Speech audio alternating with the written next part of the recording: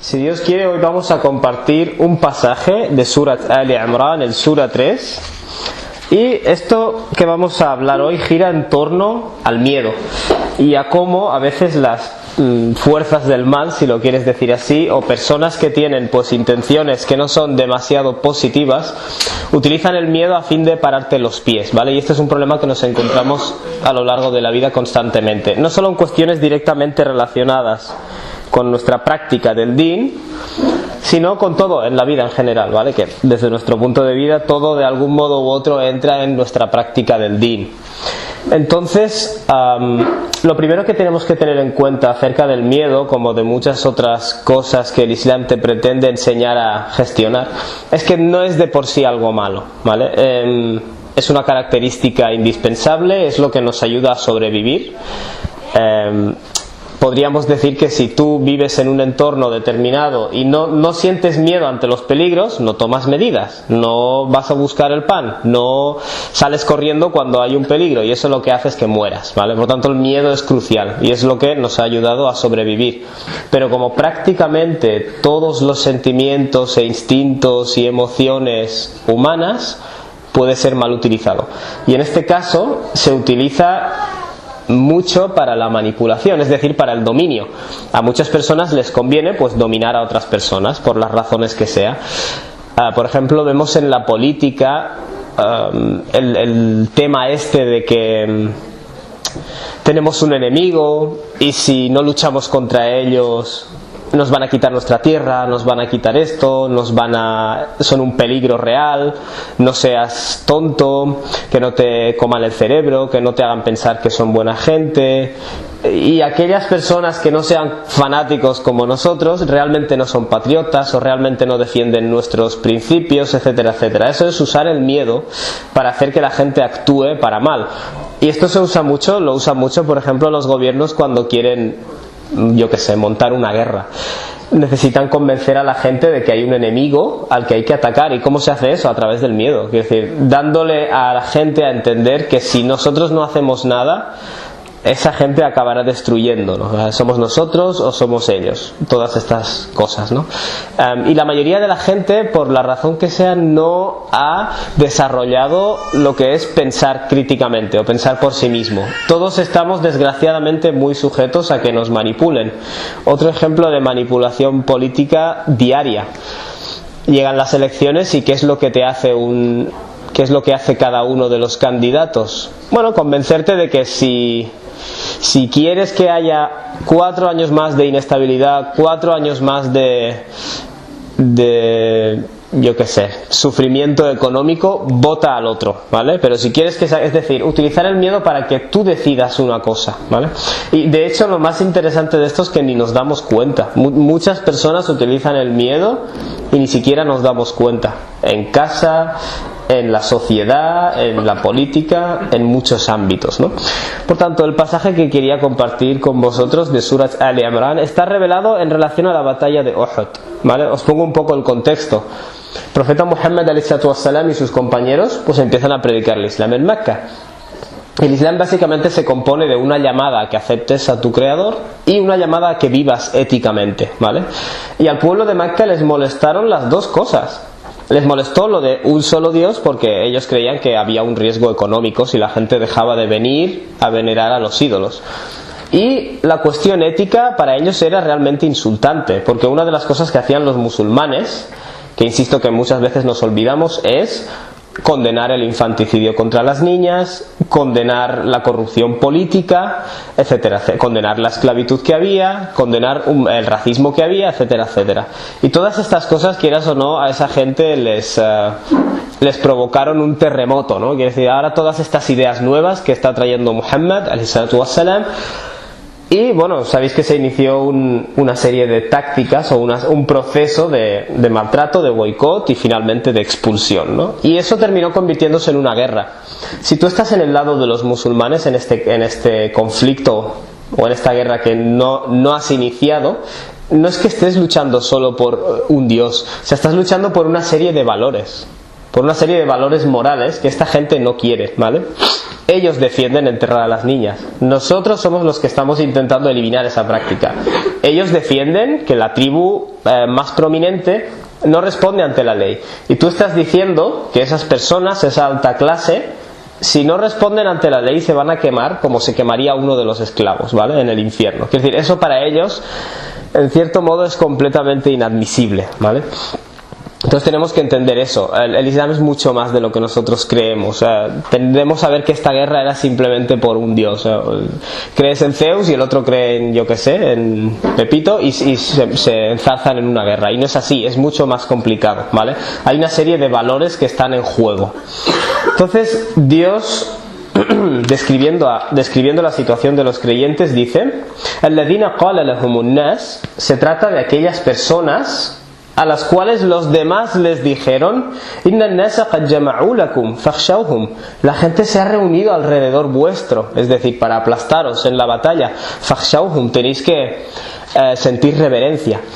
Una cosa interesante de la lengua árabe es que cuando un concepto es muy importante, tiene muchas palabras, ¿vale? Y con el temor ocurre precisamente eso. Y en las traducciones esto se te pierde un poquito, ¿vale? Por ejemplo, en árabe está la palabra khawf, que significa miedo, ¿vale? Un miedo ante un peligro físico. Luego está el khashya, que es una sensación de abrumación, ¿no? Es decir, reverencia ante algo grande. Luego está el khushu', que es lo que existe en la oración, que es esa sensación de estar abrumado, se refleja físicamente en ti, ¿vale? Y hay muchas más palabras. Está ru'b, el terror, es decir, un miedo que te hace actuar fuera de la razón. Está el rahab, que es otro tipo de reverencia, si lo quieres decir así. El hadar al-maut en Surah al-Baqarah.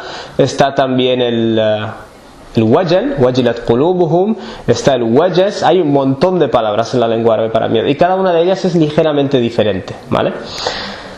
Con lo cual no estoy diciendo que en castellano también hay muchas palabras. Hay estrés, hay ansiedad, hay temor, hay horror, y estas palabras hoy en día las usamos igual, pero yo imagino que en su día, cuando el español era una lengua más literaria, también quizás tenían matices diferentes, ¿no?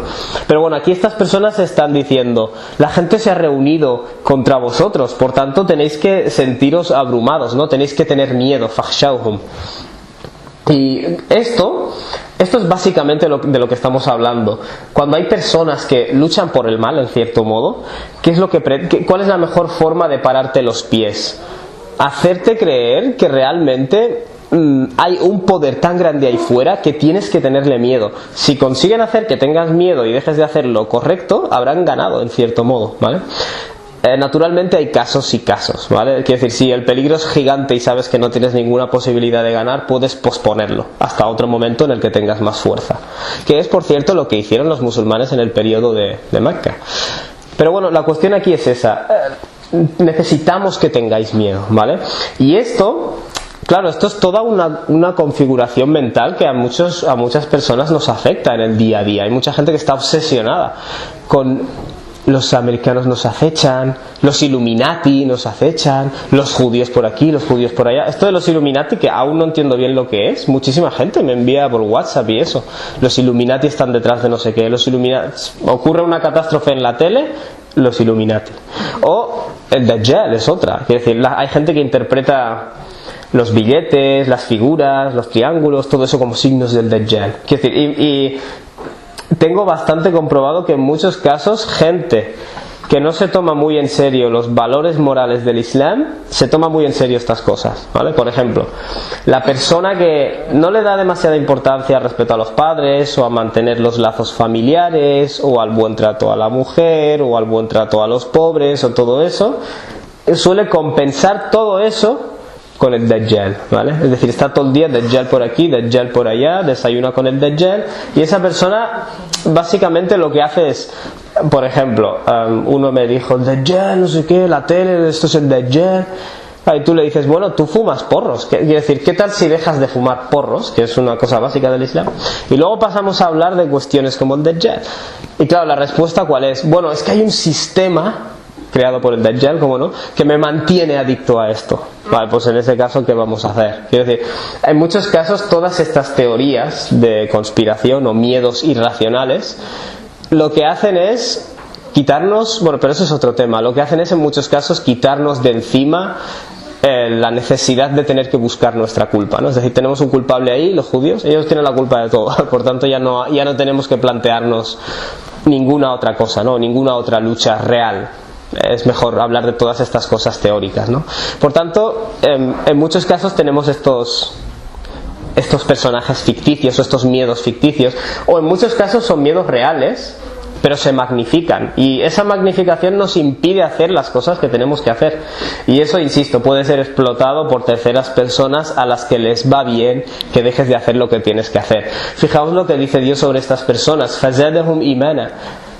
Por el contrario, lo que hicieron esas personas fue aumentar su convicción. ¿Por qué?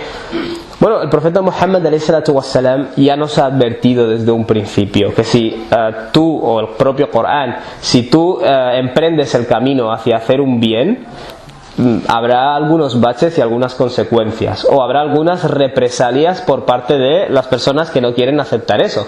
Por tanto, tú ya sabes que esto forma parte de la promesa. Cuando te encuentras con ese supuesto peligro, eso confirma tu visión del mundo. Por eso Dios dice: incrementa su imán, incrementa su convicción.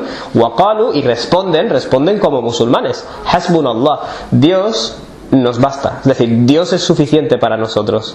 ¿Tú te crees que todos estos poderes políticos y estos islamófobos y estas personas que tienen aparentemente poder a mí me preocupan? Quiero decir, ellos no son más que un gusanito dentro de este universo que Dios ha creado. Quiero decir, y eso es una mentalidad que tenemos que tener. Es cierto que tú no te lanzas a un precipicio, pero no pierdas nunca la perspectiva de que todos estos agentes del mal que pretenden: no te pongas esto, no hagas esto, no digas esto porque no te van a aceptar, bla bla bla, esas personas y esos seres no son más que pequeños elementos, ¿vale? Y pretenden hacer que dejes de hacer lo que tienes que hacer a través del miedo. No, hasbunallah, Dios es suficiente para mí. Tú tienes al gobierno y yo tengo a Dios, que está bastante por encima. Wa ni'mal wakil, y él es un excelente administrador, ¿no? Si lo quieres decir. Un wakil es el que se encarga de tus asuntos. Por ejemplo, si tú tienes mucho dinero, a veces, bueno, no creo que a ninguno de nosotros nos haya pasado, pero a quienes lo tienen les pasa que tienen que contratar a una persona para que administre el dinero, ¿vale? Por supuesto, hay gente de la que no te puedes fiar, un manager, ¿no? Y luego hay gente de la que sí te puedes fiar, ¿vale? Lo que estás diciendo aquí es: todos los eventos históricos, quien los administra es Dios, quiere decir, por tanto, está en perfectas manos, ¿vale? No tengo que preocuparme de nada, ¿vale? Y luego se añade: فَانْقَلَبُوا بِنِعْمَةٍ مِّنَ اللَّهِ. Y de modo que ellos volvieron con un regalo o un favor, un regalo de Dios, وَفَضْلٍ, y un regalo. لَمْ يَمْسَسْهُمْ سُوءٌ, no les tocó, no les afectó ningún mal. Bueno, eso es un poco complejo. La mayoría de comentadores consideran que esto se está refiriendo al hecho de que Abu Sufyan, que no era musulmán por aquel entonces, les retó a los musulmanes a reencontrarse al año siguiente en Badr, ¿vale? Abu Sufyan, según esta versión, tenía un poco la obsesión de ganar a los musulmanes en Badr, que es donde los musulmanes les habían derrotado primero, ¿vale? Porque era una cuestión de honor y todas estas cosas. Entonces, el profeta Muhammad y los musulmanes respondieron positivamente. La idea de Abu Sufyan era: yo enviaré a Medina, donde están los musulmanes, este mensaje para que ellos se asusten y digan: no podemos ir porque nos van a aplastar esta vez. Y como consecuencia, todos los árabes de la península arábiga digan: ves, los musulmanes se han asustado. O sea, la idea aquí es mostrar músculo, ¿vale? Aquí Dios, si os fijáis, no menciona Abu Sufyan, Mecca, Medina, porque la lección es universal, ¿vale? Nos toca un poco indagar en la historia para entender a qué se refiere, pero el mensaje es tan universal y tan aplicable a todo que Dios, veis que no menciona estas cosas, no menciona nombres ni sitios, porque es universal, ¿vale? La idea aquí es: si yo consigo a través del miedo hacer que esas personas dejen de hacer lo que tienen que hacer, voy a lograr que la opinión pública se ponga de mi lado. La opinión pública diga: yo soy el fuerte y él es el débil, ¿vale? Entonces, esto vendría a ser algo así. وَاتَّبَعُوا رِضْوَانَ اللَّهِ. Dios dice: no les tocó el mal, ellos habían buscado la complacencia de Dios, ¿vale? Siempre que tú vayas a hacer algo que es correcto, todo eso entra dentro de buscar la complacencia de Dios, y por tanto la configuración mental del musulmán es esa. Quiere decir, a mí el miedo a ti o el sentimiento de que tú eres tan grande y tan superior no va a hacer que yo deje de hacer las cosas que se supone que tienen que hacer. Wallahu du fadlin azim, y Dios es poseedor de un gran favor, ¿no? Ni'ma es un regalo de Dios, ¿vale? Fadl significa favor, un plus o un bonus, ¿vale? Básicamente algo añadido, es decir, hay un extra que Dios te da como consecuencia de que tú tengas este enfoque correcto, ¿vale? Y eso incluso puede aplicarse en esta vida. Quiero decir, llegas más lejos si no eres una persona a la cual el miedo le pare los pies, ¿vale? O sea, esto te afecta no solo siempre en lo que se refiere a la última vida y la recompensa, que es lo que solemos interpretar siempre, sino en esta vida. Quiero decir, ¿quién crees tú que llega más lejos? ¿La persona que no tiene límites o la persona que sí los tiene? Cuando digo esto no hablo absolutamente, ¿vale? Lo digo porque en el Islam tiene que haber un equilibrio. Tampoco es cuestión de que si hay un peligro real, no sepas tú calcular si es el momento o no, ¿vale? Pero estoy hablando del miedo irracional, del miedo a través del cual terceras personas quieren que dejes de hacer lo que se supone que tienes que hacer, especialmente cuando ellos tienen un interés. Y luego Dios dice algo muy interesante: innama dhalikumu shaitan. Esto no es más que shaitan yukhawwifu awliya'ahu, que mete miedo. Significa dos cosas: que mete miedo a sus aliados o que te mete el miedo hacia sus aliados, ¿vale? Es decir, Shaitan lo que hace básicamente es, y Shaitan significa la fuerza, la principal fuerza del mal, ¿vale? O sea, aquí básicamente se te está dando a entender que son las fuerzas del mal las que usan el miedo para que el bien se deje de hacer. Lo que hace Shaitan es hacer que tengas miedo a sus aliados, ¿vale? Si tú tienes que hacer algo que es positivo y luego hay personas a las que no les conviene, no te olvides de que las fuerzas del mal te intentan introducir el miedo hacia esos elementos que Dios define como awliya, son aliados del mal, son aliados de Shaitan, ¿vale? Esa es una interpretación, o es uno de los significados. Y el otro significado es que Shaitan infunde el miedo a sus aliados. Dicho de otra forma, si tú eres una persona que consistentemente deja de hacer lo correcto como consecuencia del miedo a terceras personas, en cierto modo te estás aliando con Shaitan, ¿vale? Es decir, en cierto modo estás poniéndote del lado del mal, ¿vale? En cierto modo. Insisto en poner esto en perspectiva, ¿vale? Estamos hablando de cosas grandes e importantes. No estoy diciendo que si te da miedo cruzar la calle, Shaitan, ¿vale? Porque hay gente que a veces cuando doy una charla no lo saca de contexto, ¿no? Por tanto, esto es Shaitan, que lo único que está haciendo es meteros miedo, ¿vale? Meteros miedo hacia sus aliados, hacia los que están de su parte, o meteros miedo para convertiros en gente pasiva que al final acaba estando de su lado y haciendo lo que él quiere que haga, ¿vale? Esa es la idea básicamente. Y me hace gracia que Dios diga ese Shaitan que os mete el miedo, porque mucha gente vive del miedo a Shaitan, precisamente. Shaitan por aquí, Shaitan por allá, ten cuidado con Shaitan. Shaitan me ha hecho hablar, Shaitan me ha hecho caminar, Shaitan me ha hecho mirar, Shaitan me ha hecho bostezar, Shaitan me ha hecho respirar. Quiere decir, hay gente que me parece que tiene más taqwa, más conciencia de Shaitan que de Dios.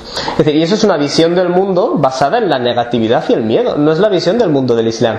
La visión del mundo del Islam es Hasbunallah. Dios es suficiente, wa ni'mal wakil, y Él es el perfecto administrador de los asuntos. No seas tú quien le da tus asuntos para administrar a Shaitan. Quiero decir, en muchos casos la gente que tiene esta visión del mundo, claro, está siendo manipulado por esa visión del mundo, que en muchos casos no es culpa, ¿no? Porque a veces nos lo enseñan así, pero no es correcto. Y fijaos que añade Dios luego: فَلَا تَخَافُوا. Por tanto, no les tengáis miedos a ellos, ¿vale? Estos elementos que desean impedirte que hagas el bien, no les tengas miedos a ellos. Dios dice: وَخَافُونَ. Tenedme miedo a mí o tenedme temor a mí. Claro, que hay mucha gente que dirá, entonces en Islam sigues teniendo miedo, tienes que tener miedo a Dios, ¿no? Especialmente gente que no cree en Dios, te dice, la religión se basa en el miedo. Lo cierto es que el Islam, la religión de Dios, no se basa en el miedo, se basa en el equilibrio. El Islam se basa en un equilibrio entre una esperanza racional y un temor racional. ¿Qué quiere decir eso? Yo tengo esperanza, yo hago el bien y tengo esperanza de que Dios está de mi lado y que las cosas van a salir bien. Pero es cierto que lo que no puedo hacer tampoco es fliparme, decir, bueno, Dios está de mi lado, todo guay, y por tanto puedo saltarme un poco, porque eso es a lo que te conduce. Cuando te confías excesivamente en la misericordia de Dios, empiezas a saltarte las normas, porque Inna Allaha Ghafurur Rahim, porque Dios me va a perdonar, ¿vale? Por tanto hay un elemento de temor mesurado que es necesario, ¿vale? Por eso he ahí la importancia de recalcar que como seres humanos el miedo es una parte importante de nuestra motivación dentro de unos límites, ¿vale? No dentro de esta irracionalidad que algunos pretenden manipular. Por otro lado, lo que no puedes hacer en el Islam es tener tanto temor que te olvidas de la misericordia de Dios, de que esta visión del mundo es principalmente positiva, ¿vale? Y que los principales atributos de Dios son de compasión, de amor, etcétera, etcétera. Por tanto, el Islam no se basa en el temor, se basa en un equilibrio, ¿vale? Esto es algo que hay que dejar claro porque mucha gente no lo entiende. Pero ese temor irracional que tienes hacia esas personas, si alguien se lo merece es el creador, no las personas. Encima las personas que pretenden hacer el mal. En kuntum mu'minin, si es que de verdad tenéis imán, ¿no? Si de verdad tenéis imán, eso debe ir dirigido a Dios y no a estas personas. Y luego Dios añade: وَلَا يَحْزُنْكَ الَّذِينَ يُسَارِعُونَ فِي الْكُفْرِ, que no os provoque tristeza las personas que se esfuerzan o se apresuran a rechazar la verdad. Claro, aquí ya no está hablando solo del miedo, sino de la tristeza. Quiere decir, ¿y qué tendrá eso que ver? Muchas veces caemos en la desesperación porque vemos que los esfuerzos del otro pues parecen ser fuertes, ¿no? Desde nuestra limitada perspectiva de bacterias que somos dentro del cosmos, a veces no nos damos cuenta de que realmente las otras personas también son bacterias, ¿no? Les vemos con poder y eso nos engaña, y el Corán hace mucho hincapié en esto, que no te engañe el poder de las personas que son poderosas, porque a veces incluso es una herramienta que Dios utiliza para destruirles más. Es decir, por eso tienes que reconfigurar tu visión, y los compañeros del profeta tenían la visión reconfigurada y por eso llegaron a donde llegaron, ¿vale? Y eso quizás es lo difícil del Islam. Por eso nos refugiamos en ver al demonio por todas partes, en muchos casos, o en el Dajjal, o en todas estas cosas que lo que hacen es un poco apartarnos de la realidad, porque hacer estos cambios es difícil. Entonces resulta más fácil tener paranoias o echarle la culpa a terceras personas. Dios dice que no te provoquen tristeza, ¿vale? Que no te desesperen, si lo quieres decir así. La desesperación es también una forma extrema de miedo a través de la cual se nos manipula, o mejor dicho, se nos manipula para hacernos caer en la desesperación. Dios dice que no caigas en esa desesperación, que no te provoquen, que no consigan provocarte esa desesperación. Alladhina yusari'una fil kufr, gente que se esfuerza y apresura en el rechazo de la verdad.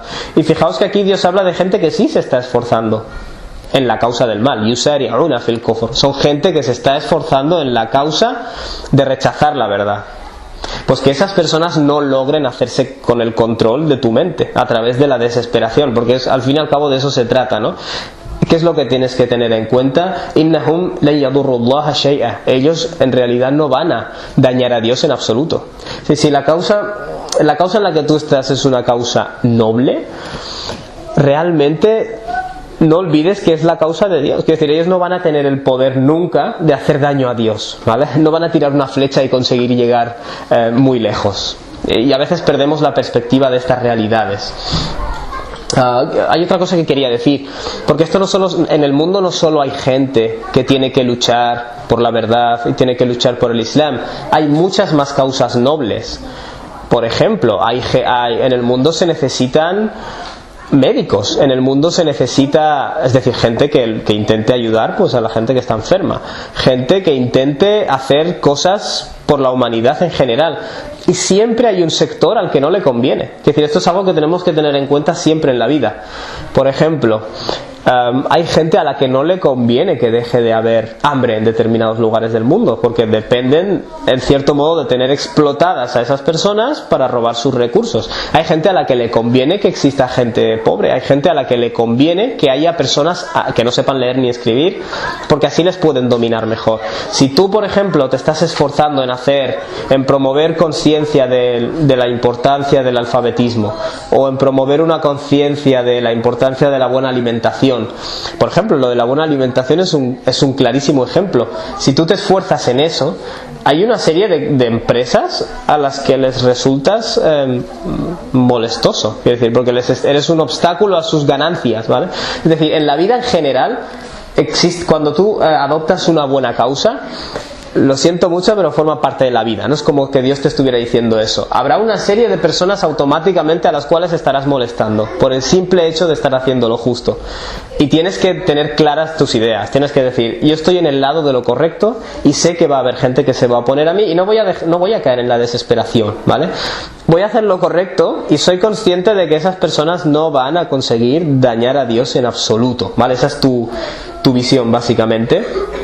Y luego Dios dice algo muy interesante, que es lo que comentábamos: yuridullahu alla yaj'ala lahum haddan fil akhirah. Dios desea no hacer que reciban ninguna porción de herencia, por decirlo de alguna forma, en la última vida.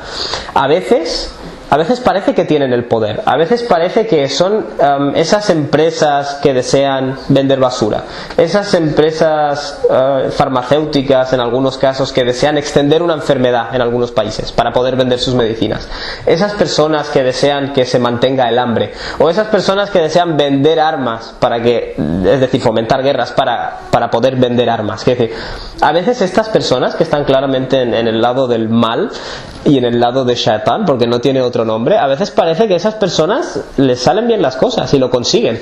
Dios nos enseña aquí a interpretar esa realidad.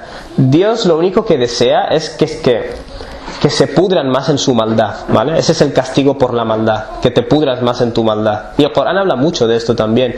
En su corazón hay una enfermedad y Dios la incrementa. Ese tipo de frases que a veces mucha gente dice, pero no entiendo por qué Dios lo incrementa. Realmente es como si tú tuvieras una dolencia física y no tomas medidas, ¿vale? Entonces el hecho de no tomar medidas y ser irresponsable hace que esa enfermedad crezca, ¿vale?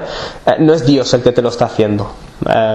Es una ley natural que Dios ha creado, sí, pero eres tú realmente el responsable. Entonces las personas que están en el camino de la maldad, en cierto modo, Dios dice que no te llame tanto la atención. Y si os fijáis, los musulmanes en esta época luchaban contra gente que claramente sus valores eran malos. Esta gente querían seguir maltratando a los animales, seguir maltratando a los huérfanos, seguir maltratando a la mujer. Ellos necesitaban mantener su estatus.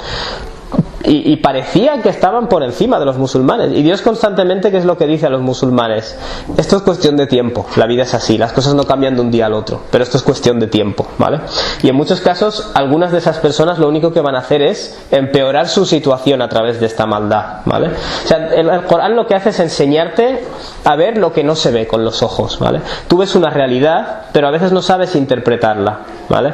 Con un telescopio no puedes interpretar la realidad, puedes ver la materia, pero la interpretación a veces de esa realidad necesitas saber que está todo en manos de Dios, ¿vale? Y que Dios es quien es el wakil, Él es el que administra la situación, ¿vale? Por tanto, no debes caer ni en el miedo ni en la desesperación. وَلَهُمْ عَذَابٌ عَظِيمٌ. Y a esas personas les aguarda un castigo grandioso, ¿no? Esto es básicamente el pasaje que quería compartir y quiero dejar una reflexión final. Los sahaba, los compañeros del profeta, llevaron a cabo una revolución que no se ha llevado en la historia de la humanidad, ¿vale? Y esto no lo digo yo como creyente, esto es un hecho. El profeta Muhammad empezó a predicar en Mecca y sus seguidores eran tratados como si no fueran nada, es decir, peor que si no fueran nada, eran maltratados.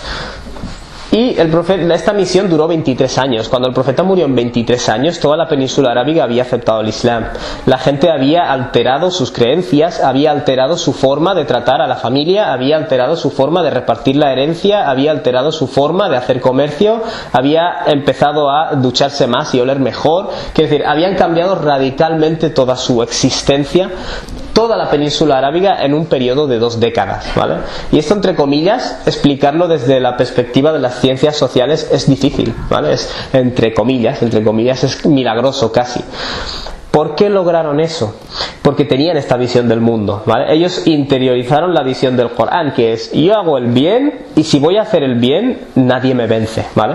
Insisto cuando digo esto, que lo digo entre comillas, ¿vale? Por ejemplo, en el periodo de Mecca sí que tuvieron que desarrollar la paciencia, ¿vale? Pero cuando ya tuvieron los mecanismos para defenderse y defender la justicia, lo hicieron, ¿vale? Por tanto, esto es una cuestión de etapas. No te desesperes incluso en el momento en el que pareces ser una persona débil o estar en una situación débil, ¿no? Lo último que quiero decir es que cuando hablo de esto, del miedo, y que realmente el musulmán no debería tener este miedo irracional, me estoy refiriendo a un miedo no elegido, no me estoy refiriendo a una patología o a un trastorno, ¿vale? ¿Por qué menciono esto? Imaginaos que, por ejemplo, una persona come mucho y engorda mucho como consecuencia de que tiene unos malos hábitos. A esa persona le decimos: tienes que seguir la sunna, tienes que comer moderadamente, ¿vale? Pero a una persona que tiene una obesidad que a lo mejor está causada por factores genéticos y que no es su culpa, nosotros no vamos y le decimos: tienes que seguir la sunna. Aquí la sunna no tiene nada que ver, esa persona necesita ayuda médica, ¿vale? Porque es una cuestión patológica. Una cosa es que el Islam te ayuda a gestionarte como ser humano en las cuestiones cotidianas, y otra cosa ya es la patología o la enfermedad, para la cual el profeta te dice: busca la cura, ¿vale? Son dos cosas diferentes. ¿Por qué digo esto? El miedo, lo mismo. Yo aquí estoy hablando del miedo que está en tus manos controlar, que no te dejes manipular. Pero luego hay gente, también tenemos que entenderlo, que tiene problemas que están por encima de esto, ¿vale? Y que leyendo un sura del Corán no se va a solucionar. Es gente que necesita ayuda. Quiero dejar eso claro. No quiero que haya gente que a lo mejor tiene un problema patológico, una enfermedad, un trastorno. No es simplemente que se ha dejado llevar por el miedo, sino que tiene un problema serio, que escuche esto y se sienta culpable. No estoy hablando de las patologías, ¿vale? Igual que en el ejemplo que acabo de dar en la comida, ¿vale? Quiero dejar eso muy claro. Pero sí es cierto que cuando adoptas esta visión del mundo y ya no eres tan sumiso a terceras personas y a los miedos que desean, quiero decir, incluso cuando llegan las elecciones, el principal mecanismo de los políticos es el miedo. Tienes que tener miedo y tomar estas decisiones en base al miedo. En el día a día tenemos que intentar estar un poco más conscientes de que a veces se nos intenta manipular. Es muy triste, pero es la realidad humana y tenemos que estar por encima de eso, ¿vale? Subhanakallahumma wa bihamdik, ashhadu an la ilaha illa ant, astaghfiruka wa atubu ilayk.